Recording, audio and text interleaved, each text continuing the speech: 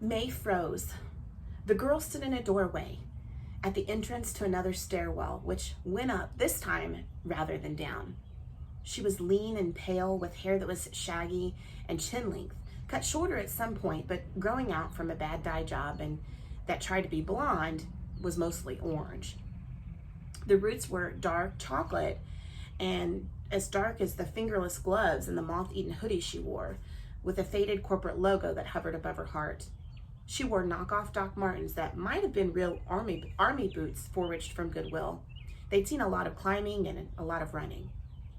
The girl's smile was crooked and uncertain and familiar. "I knew you'd come once you saw the sight," Libby said. "I knew you'd find me." Her voice was lower than May remembered, but it was steady and strong.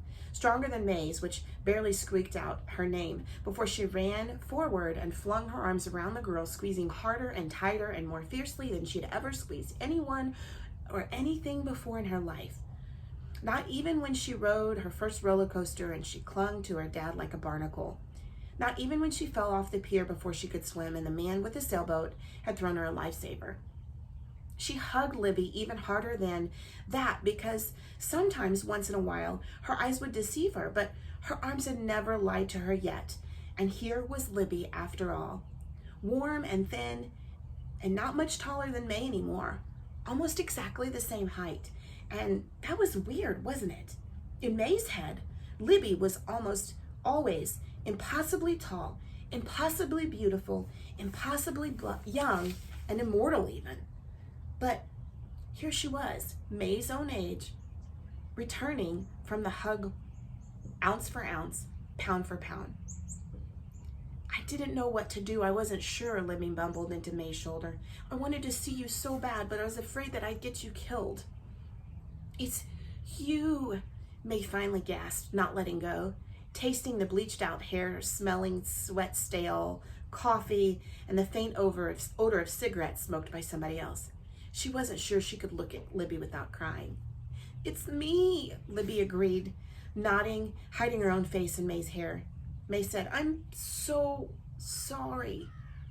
"For what?" Libby asked and questioned as muffled as May's apology. "For being a slow reader and for taking so long." "Nah," she said, and finally drew back. She held May at arm's length. "You did great. Once you started looking.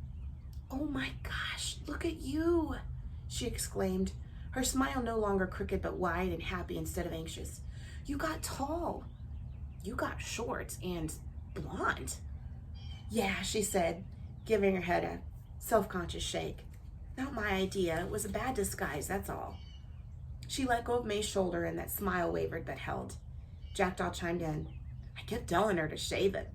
Bald is an even better disguise." "But it's something that makes people stare at you," Libby said, "especially when you're a girl." "Maybe just a buzz cut." "Nice," May teased, reaching out to touch Libby's hair. "Doesn't matter. You're gorgeous, just like always." "Oh, shut up," she said, almost blushing. "You're the gorgeous one now. You grew up nice, May." May shivered to hear her name and couldn't stop herself. She grabbed Libby again into another full body hug. "No, you shut up. You're the princess, Libs. Always. Forever. God, I missed you so much." "I missed you too," she hesitated, and she gave the side of May's head a big friendly smooch. "You really have no idea. When I started putting the comic together, I wished..." Trick cleared his throat. "Ladies, I hate to interrupt this touching reunion, but there's still a matter of a maniac trying to kill us." Libby let go of May and she looked at Trick up and down. "So you're Hat Trick. I expected something taller." "I get that a lot," he said with no small measure of irritation. "Hat Trick, there it is again. Why does everyone call him that?" May asked. "It's just Trick." Before Trick could weasel an explanation, Jackdaw supplied, "He's Patrick on his birth certificate, Trick in person, and Hat Trick on the internet." You know each other online?" she guessed. "We've met," Trick said lightly. "Digitally speaking." Jackdaw did a little mock hat tip and added, "There's more to this kid than you think you know." "Oh, good, I hope," she said nervously. Not all good, not all bad, but it could be. I was worried at first because he was asking about the reward. There was a reward? Oh, yeah, May remembered. He told me about that. How creepy. Trick held up his hands. I just remembered seeing it, that's all. I was trying to find the old 4chan and Darknet post about it. I was investigating it, not bounty hunting. May gave him a hint, stink eye away. Are you sure? 100%. Look, I never made contact with Mullins. Just him. He jerked his thumb towards Jackdaw. And in the end, it all worked out, right?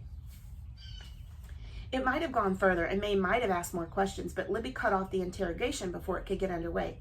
You can sort that out later. For now, Jack, why don't you take Trip up to the second floor and show him your setup? You two can converse in your native computer ease or whatever. They both looked at her like she was nuts. She begged him, please, can you guys just give us a few minutes? Jackdaw slightly and heavily looked at Trick, like he'd just as soon push him off a pier than take him upstairs. Trick didn't look much happier about the situation. I promise not to touch anything, he vowed. All right, fine. Jackdaw pointed a finger gun at Libby. Next coffee run's on you, though. He shook his head and said to Trick, stairs are this way. When they were gone, Team Libby and May stood reunited. Libby said, I'd offer you some hot chocolate, but I think we're out. And what we keep on hand isn't as good as the Black Tosses anyway. They tore it down, you know. I only just heard about it, yeah. That was close. I mean, you following the clues and picking up the mask before they bulldozed the whole block, that would have been a huge pain to think of something new. We've always had great timing, May beamed. You always had great timing. I was always jumping the gun. When we traded places, or that's what Trick would say, he accuses me of jumping to conclusions. But hey, it got me here? Yes, it did. Oh, hey, Libby said, looking over her shoulder. We've got a mini fridge over there. Want a Coke? Yes. May didn't need one. She didn't really care, but she wouldn't turn one down. Around the corner was a kitchen-type area, or at least a spot where a small fridge and some cupboards full of food. Most of it was boxed, the box kind, like Hostess cakes or chips, but some of it was hippie stuff like puffed veggie sticks and dried kale. Help yourself to anything you see, Libby offered, retrieving the Cokes and gesturing for a long, dirty couch against the wall. And don't fear the man-eating couch. It's old, but it's clean, and it's crazy comfortable. That's why you call it man-eater? Uh-huh. You fall asleep on that thing and you'll never escape. They plopped themselves down, up on it, sitting crisscross so close that they kept their knees knocked together. Upstairs, May could hear footprints creaking back and forth, and the low murmur of Jackdaw and Trick making awkward and undoubtedly nerdy conversation.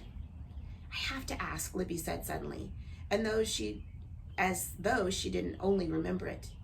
Did you leave the tablet and everything on it? Jack said you were going up to Christina's crypt. Yep, she nodded. We stashed it there like you told us and put the cover back. Should we text my dad or call the cops about it? Yeah, we can call the non-emergency line and leave an anonymous tip. But why, Libs? Why don't you just take the tablet to the police or send the information on it or something? Why didn't you just call me or email me ages ago? I would have come out here for you. I would have found a way, I swear. But Libs, why didn't you just... Oh, Libby looked like she maybe was going to cry. She wiped her nose with the back of her arm. I tried going to the police.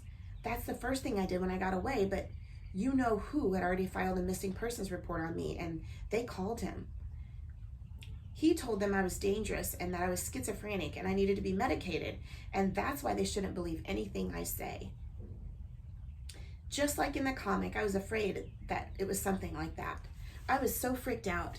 It didn't even cross my mind that he would have called the cops before I could get there. But that's what happened, and they believed him. So they tried to keep me there until he could collect me. It was going to take a few hours because he had to catch a ferry and everything, so they decided to move me to a psych ward for evaluation. But I kicked an orderly in you-know-what and jumped out of the van before I could leave the parking lot. That's the short version, she concluded uncomfortably, as if the whole thing had embarrassed her. So the next thing I did, her voice got caught in her throat. You called your dad, May whispered. We figured it out from the comics, and Trick looked it up. Ken killed him. Because he tried to come get you.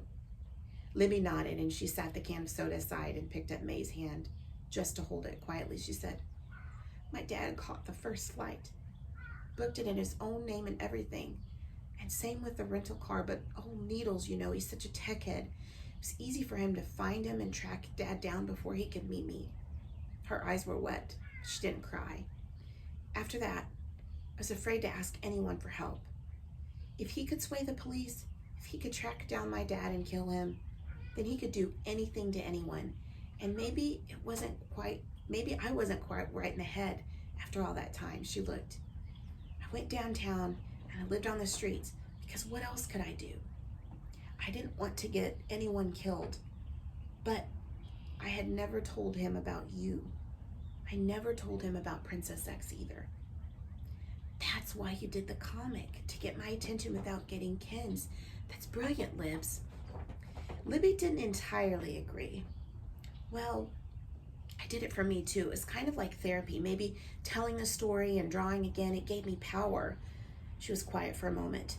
"Then Jack suggested posting it online to see if we could find you. It sounded like a good idea at the time, but Needles caught on. Maybe he stumbled across it or something, I don't know.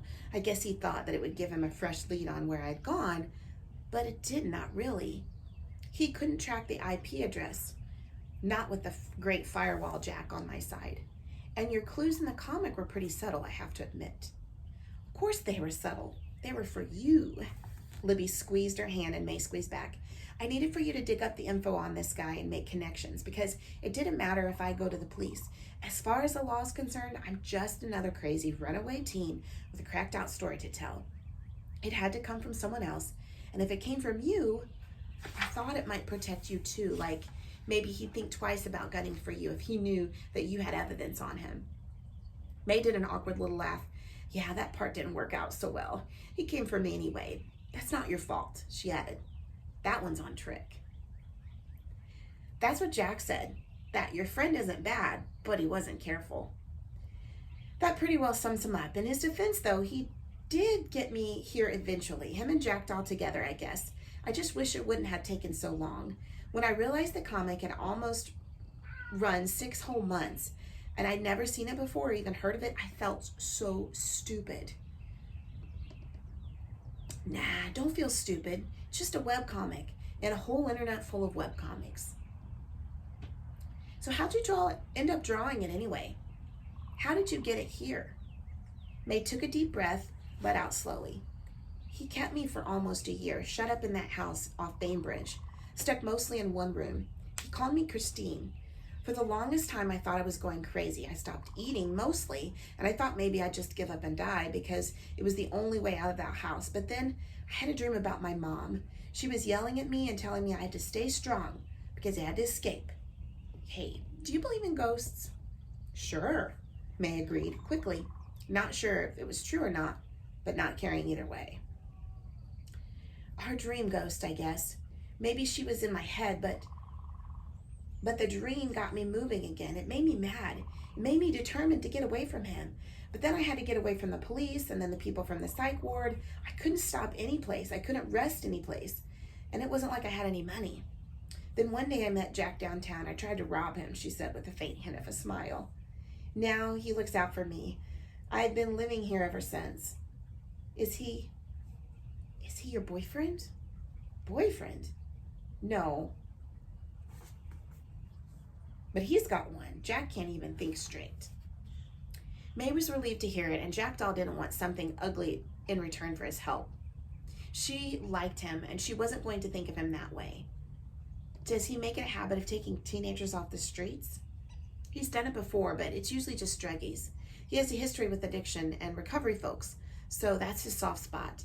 He also doesn't like cops, and the cops aren't pretty hard on the streets around here anymore, so sometimes he takes in other strays too. She paused and looked around the space. I think I've stuck around longer than anybody else so far, but then again, it's not like I have anywhere to go. We'll fix that, May declared. Libby giggled at her. What? I totally mean it. I know. That's not what's funny. Your accent came back hardcore. Shut up. No, it didn't. May giggled back. From the stairwell, they heard Jack Doll call. You two aren't fighting already, are you? Then he appeared with Trick in tow. Speak of the devil, Libby said, and I'm just teasing her, and she knows it.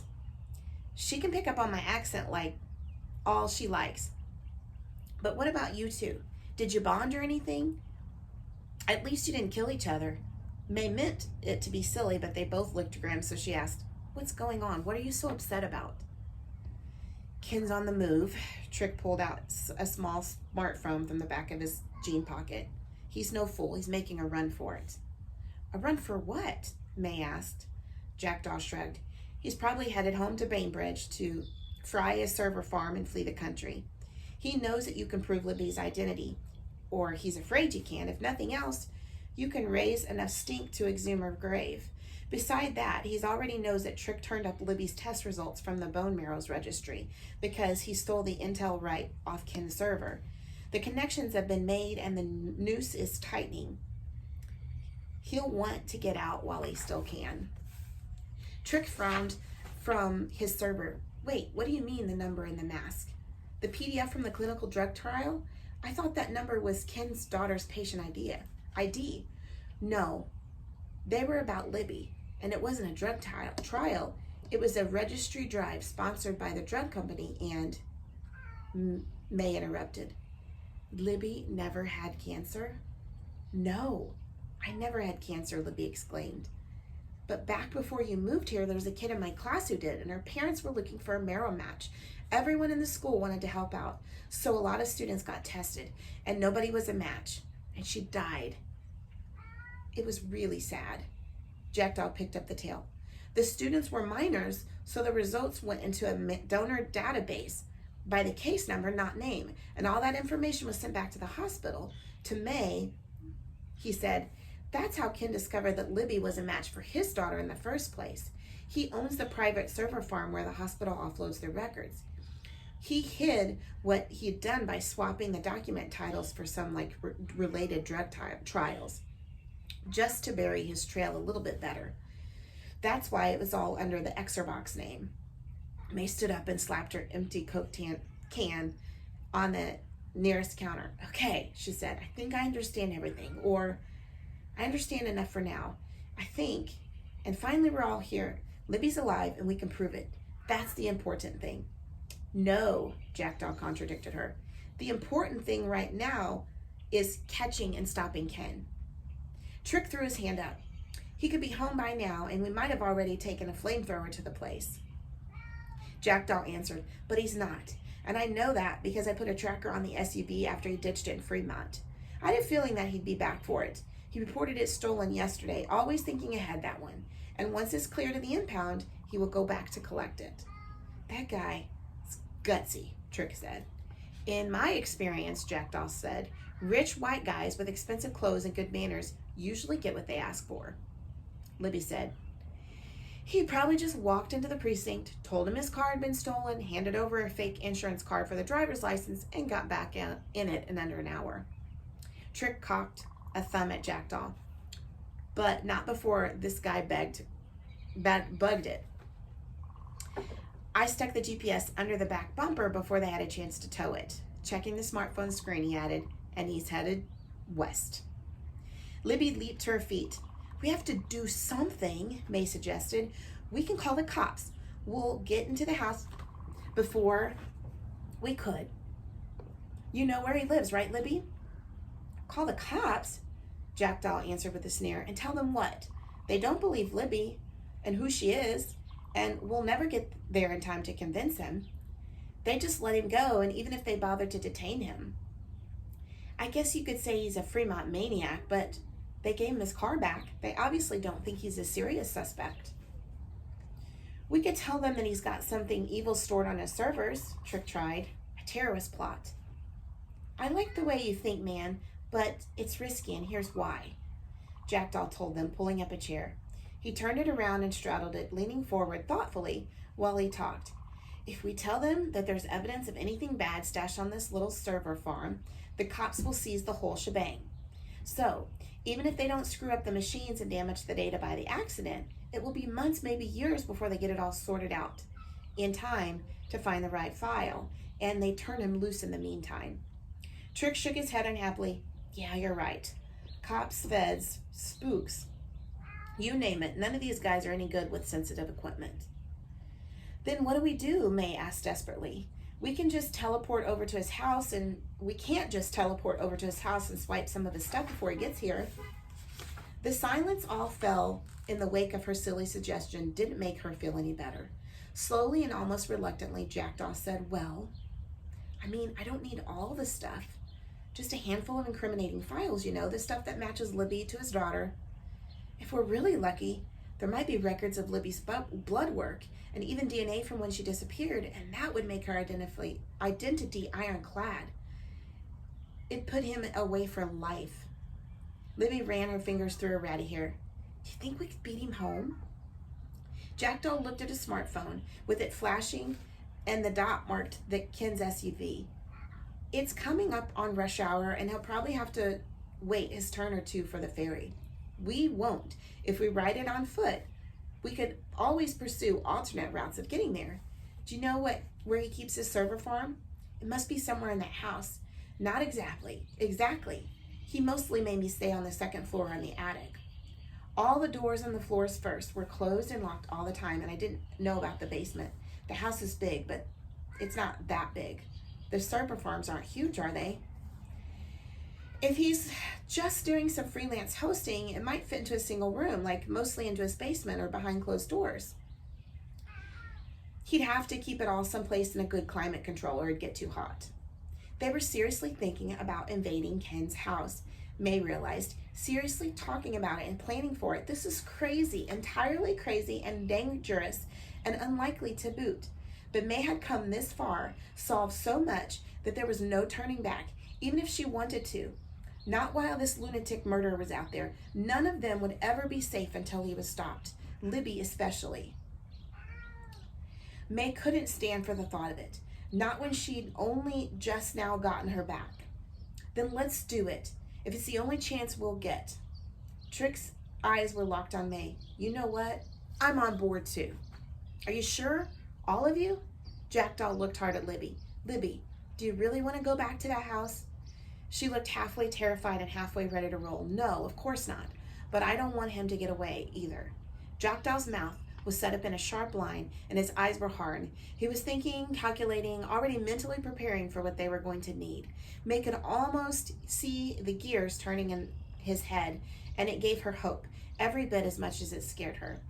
Having reached some conclusions, he said, if I get into this physical system, I can cherry pick the important stuff and send it to the cloud, or put it on a drive. I know what we're looking for, and if I can just see it set up, I'll grab what I need in less than a minute. I wish there was some way we could do it remotely, but there's not. Believe me, I've tried. We have to do it on this site, on his site, on site. But Jack, Libby faltered, I owe you so much already. He grinned at her, warm but not weird. Kid, you've been the most craziest venture of my life so far. I need to find out how this ends. Besides, we can't trust Junior here. He popped his thumb towards Trick to go into the system and get away clean. Hey, he objected, but Jackdaw patted him on the shoulder as if to say that he didn't mean anything by it. Great, May said, despite her terrified hitch in her throat. So, the fearsome four. She shoved her right hand to the space between all of them one by one, and the other slapped hands down on top of hers. Okay then, Jackdaw said. He pulled his hands out of the pile, checked the phone again. It's settled.